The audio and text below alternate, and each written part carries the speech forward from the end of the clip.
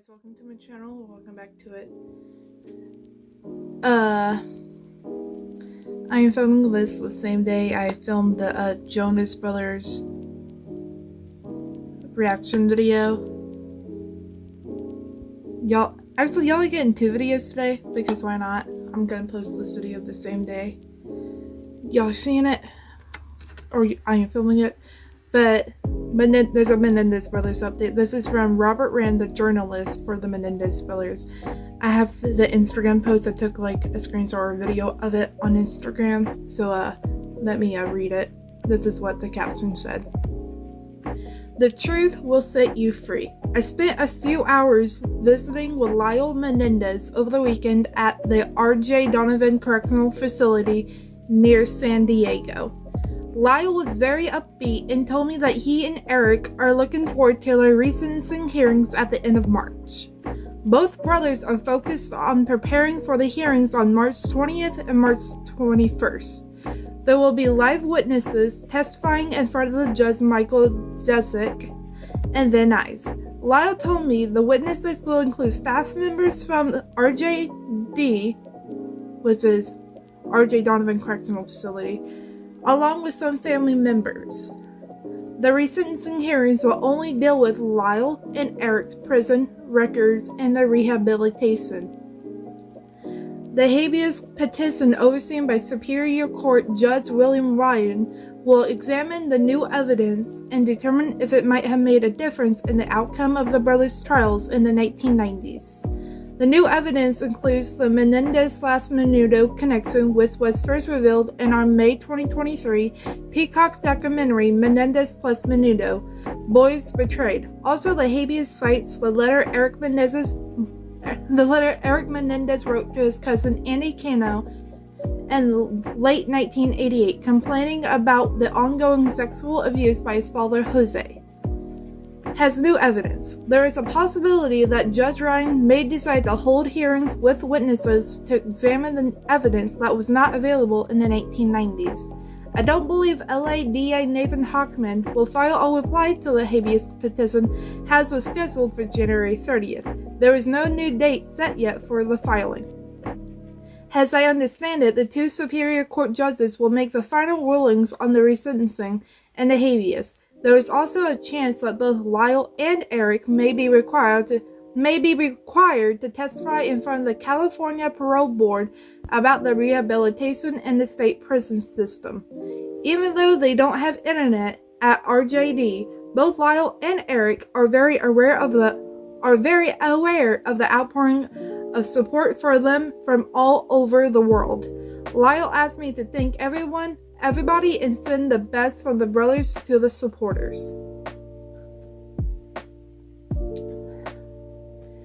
So I kind of had a feeling that the LADA Nathan Hochman here was going to file a reply to the habeas petition, was scheduled on January 30th. One, because he's only had a month to really be going through all the case files, so I think the delay, what's the word that I'm trying to think of?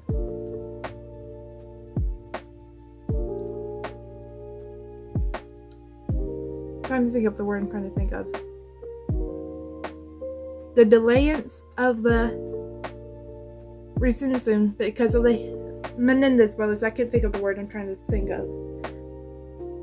The delay in the resentencing, I think it's a blessing in disguise because it gives the LADA, Nathan Hochman, more time to go over the case files. And so I did the math yesterday. He's had January, some of December, then on top of that, January, February, and then March. That's 3.5 months to really go over all the case files. So that's one blessing in disguise from this delayance of the resentencing because of the wildfires in LA. That's one good thing, is it gives the LADA more time to really go deep into a case. And I'm not gonna lie, I was watching a movie. I was watching How to Lose a Guy in 10 Days when I got the notification that Robert Rand, the journalist for the Menendez brothers, posted a post, I kind of read it, scanned over it, and then I'm like, I'm not reading this whole fucking caption. Let me download a text-to-speech app and let me have that read it to me. So I did that. Something about this is makes me emotional because they're really preparing to go all out to get themselves out of prison. My thing is, this time I actually work. I know it's don't get emotional yet because it's not even March yet. And to me, March is so far away but so close. At the same time, I'm just like, I really wish it wasn't delayed. I still can't think of the word I'm trying to think of. Delayed. What's the synonym for delayed that I'm looking for? Keep on wanting to say it's parole. It's not parole. Postponed. That's the word. Postponed. I really wish it wasn't postponed because I'm still so used to thinking January 30th and January 31st. Those 2 days are stuck in my mind. March 21st and March 22nd, or March 20th and March 21st, those 2 days are not in my mind yet. Because they're just not. And then tomorrow, there's supposed to be this small press conference. I don't even know what they're calling it. I know the cousin of Lyle and Eric, Anna Maria, she's going to be there taking questions and everything. It's going to be live streamed on YouTube, so I will be watching that. I will be filming a video. I don't know if I will be filming a reaction video. Whenever the live starts, I start filming my video and give y'all my thoughts in real time in the video. I don't know how I'm gonna film that video. I might say fuck it and go live, so I don't have to worry about editing the video later because I don't know how long they're gonna be live for. So if they're live for 2 hours, I don't feel like editing a 2-hour long video. Sorry, I don't. So I might be going live tomorrow, so prepare for that. It's just, I'm sorry, all this is a lot. What he said in the caption, that Eric and Lyle, they're really ready to go all out to get themselves out. It's just that makes me emotional. They're taking this 100 million more times serious than I ever thought about. And I'm sorry, I'm just thinking about March 20th and March 21st. Oh my god, those 2 days are going to be probably the most emotional days of my life. And 2025, I already know it's going to be an emotional year for me. Because not only do Eric and Lyle possibly get out of prison, my dad does. And I'm still trying to figure out what do I do if he reaches out to me, because it has been so long and we left off on bad terms, and I'm just don't want to keep the bad terms. What do I want to do? Because even if he doesn't reach out to me, at some point down the line, my dad will. Y'all don't know my whole history with my dad. I can film a video talking about me and my dad's history, but he's in prison. Has been for, I want to say, under 6 years now. So I think if we say under 6 years is dragging it, maybe under 4 years, under 4.5. So it's just, it's a lot. I have 2 people that I want out of prison, and then I have 1 person who I just want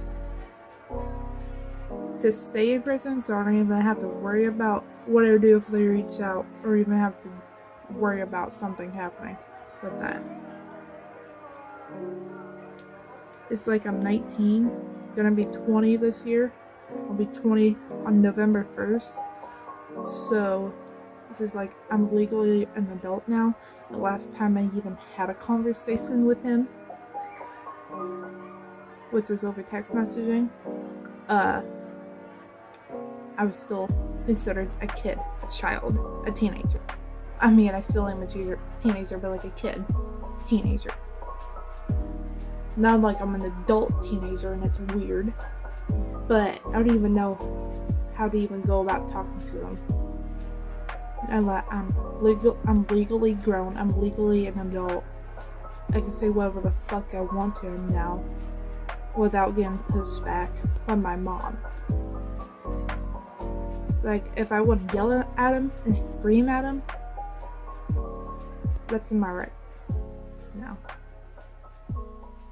And I don't even know if I want to yell and scream at him and let out how I feel about him.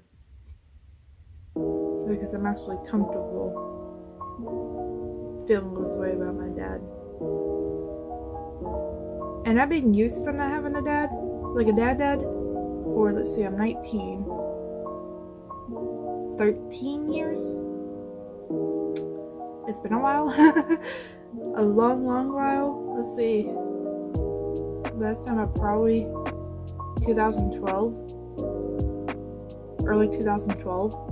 Let's see, so it would have been 6, 7, 8, 9, 10, 11, 12. Would have been 7. So that's, 12, 13 years. I'm just like used to not needing him, not needing a father figure. Although everyone needs a father figure in their life, but to me, I don't need him. Like, he did what he did. Like, this is his 3rd time, maybe even 4th time going to prison. So I'm just like, well, he's made his bed, now he gets to lie in it. And if he gets out and goes right back to prison, would I be shocked? No.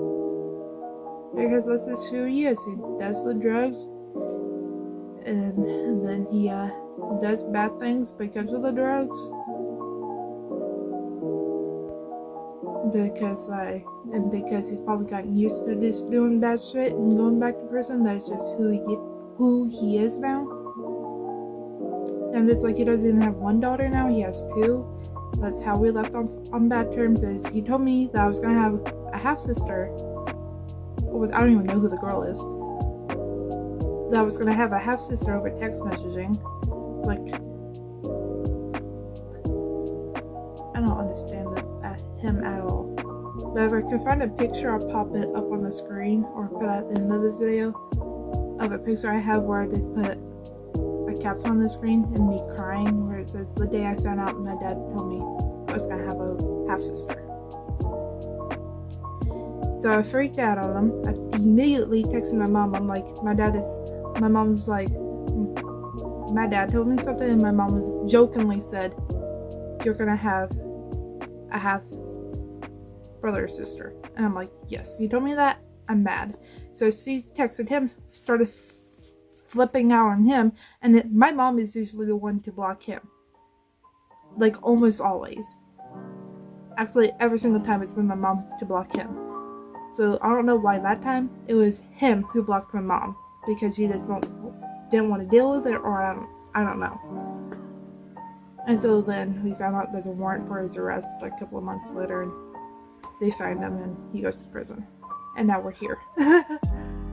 And I have no relationship to I know it's a girl, half sister. I don't want to have any relationship to her at all. She reaches out when she gets way older. I'm just gonna press the block button because I just don't. I have 2 other sisters that I have 2 half sisters that I'm perfectly fine with having. I'm complete. I feel complete with the sisters I have. So I don't feel the need to have a 3rd sister. This thing is, when people ask me, oh, how many siblings do you have, or just anything, I always say I have 2 sisters. and I never mentioned their half. Never in my life I've mentioned that they're half sisters. I've always mentioned I have 2 sisters. Whether they think they're half sisters or full blood sisters, I don't care, and they can think whatever. I just say 2 sisters and I go on with my life. And nobody in my life has asked me, are they half sisters or the full sisters?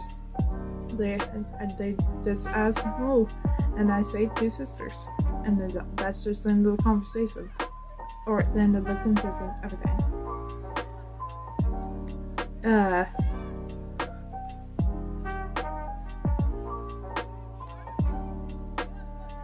Did I think that there was a chance when I don't remember. I think my dad told me it was a girl. I don't remember. But if he didn't, did I think there was a chance it could have been a boy? No. Look, the thing is, I can't imagine having a brother, even if it's a half brother. I just can't. Now, my first sister, she has half brothers. That's her. She's content with having brothers. Now, my second sister, I don't know if she has half siblings or not. Or, yeah, half siblings. I don't know. Because just the way my things with my mom has done. I don't want to go too deep in that. But, me, I don't want any more brothers or sisters. I'm complete as ever. Like, I'm infinity complete. I was complete before my dad told me that I was gonna have a half sibling. Like, it was infinity complete then, so that's why I got mad, started freaking out, and immediately text my mom. I think I kind of remember probably getting mad at my mom some, because I'm like, as if she could have stopped him. He could do whatever he wants. They're not together. They haven't been for probably 15, 16 years. So, that is what it is. And I never want my parents back together ever again. I'm not one of those kids that has broken up parents or divorced parents. My parents are broken up parents, not divorced, thank God. I've never been the kid that, since their parents are not together, they want their parents back together. Like, I'm complete opposite on that. I want my parents far away from each other. Like, even the last time they were together in the room, they couldn't go without arguing, and it's always my dad who starts it. Like, from what I've seen, it probably always has been my dad that starts shit. And if my parents were still together, I would feel stuck, because I would just have to deal with it. So yeah, I'm glad they're not together. Haven't been for 15, 16 years, I want to say. Don't know the reasons they broke up. Don't want to know the reasons they broke up. I just want to leave it at that with them two. Like, my mom is better without him. Better off without him. I'm better off without him. Less drama. Because it's always my dad who starts shit. And if he starts shit with me, he better fucking know I'm gonna be the one to finish shit. I'm the complete opposite, not of him. I don't start shit. I finish it. So with him, it's goodbye. Forever, hopefully. Now this is gonna start dark and mean and bitchy of me, but when he does die, because everyone dies, I'm not going to that fucking funeral. Just not. He's made his grave. Now he gets to lie in it. He chose to leave. Start doing drugs. He was doing drugs even before I was born, I believe. So, he chose to make drugs his full life. Left. Started doing illegal shit. Started getting caught for doing the illegal shit and started going to prison.